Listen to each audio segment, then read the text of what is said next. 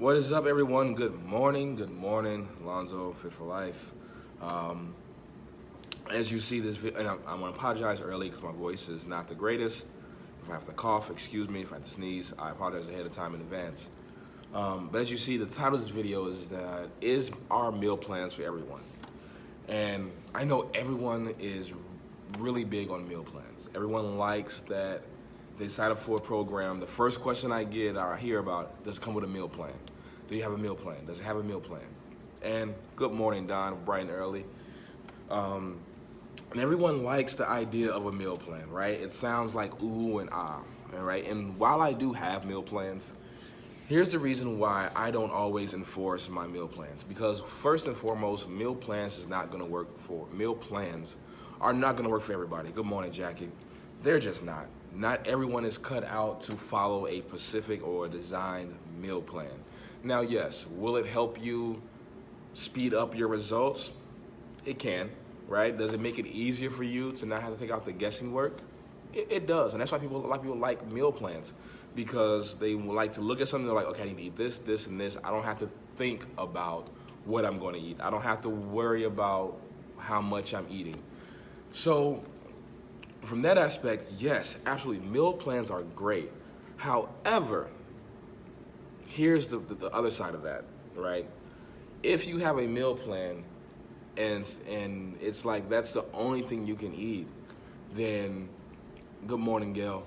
And that's the only thing you can eat, then I'm kind of limiting you on learning about foods that you like and what you don't like, right? So yeah, meal plans work. However, I don't really enforce the meal plans. I used to, but I used to do the meal plans and all that kind of stuff, things like that.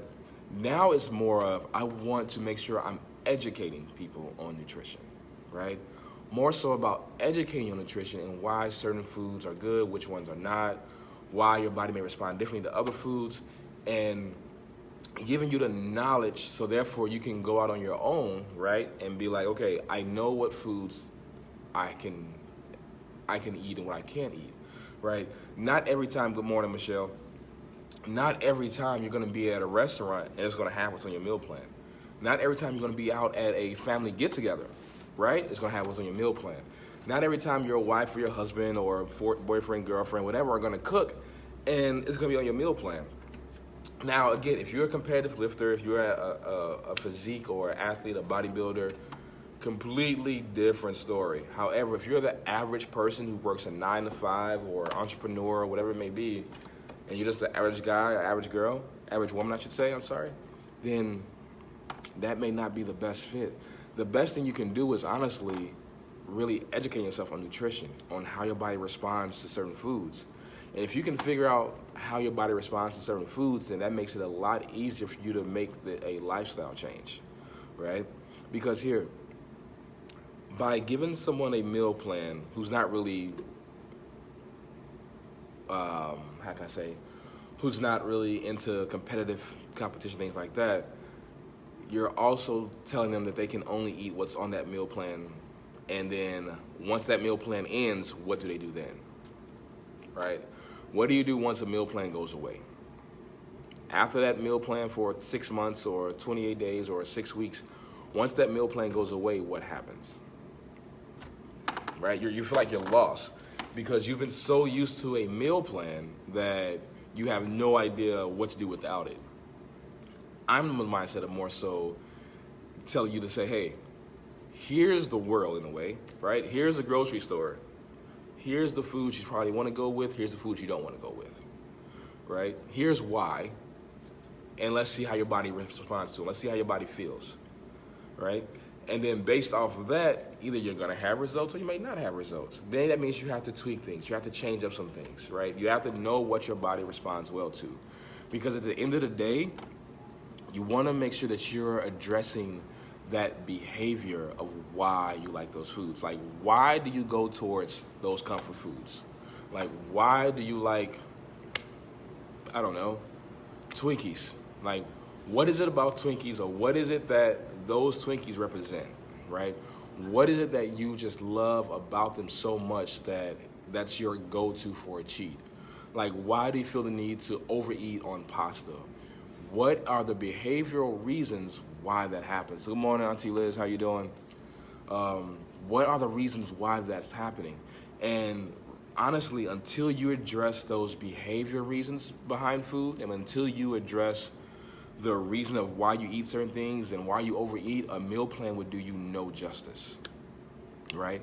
A meal plan won't do anything for you because you haven't addressed the cause of why you eat those foods, right? Maybe it's your job, maybe your job is stressful, maybe your husband or your wife makes you stressful, excuse me. Maybe it's just you, when you get stressed, people say they are emotional eaters.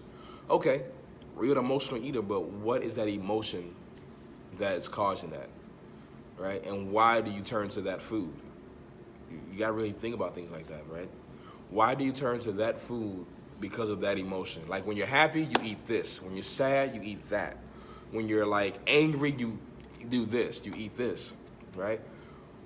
Why are there emotional attachments to that particular food instead of the better option, right? Yeah, it may taste good because like, oh, I crave sugar and I crave this. Okay, got it. You're not really craving sugar. You just haven't really dived or thought deeper past why do I want this Twinkie? Why do I want this ice cream bar or this pint of ice cream, whatever it may be, right? So until you address the behavioral reasons and really dive deeper into why you like those foods, that is really the only time I think a meal plan is going to be the most beneficial for you. Because again, a meal plan is great. It tells you what to eat, how much to eat, what time, things like that. However, it doesn't address the habit of, okay, well, let's make sure we're building habits of understanding the proper form of nutrition, right? I want to make sure I educate you on nutrition and explain why this is important. Explain why logging your food is important. Explain why proteins, explain why carbs, explain why fats are important. Explain why you may not be the most beneficial to have a high amount of carbs or a low amount of carbs. You have to know what your body feels because everyone's body is different, right? Everyone's body is made up differently, and I promise you, not one person's body is the same. It may be close, right? But it's not going to be the same as far as how it responds to certain foods. So with that being said, I hope you found this video informational. If you did, please give it a like, and I will let you all go to enjoy the rest of your Wednesday and hopefully Wednesday, crap. The rest of your Tuesday. Hopefully have a very productive day.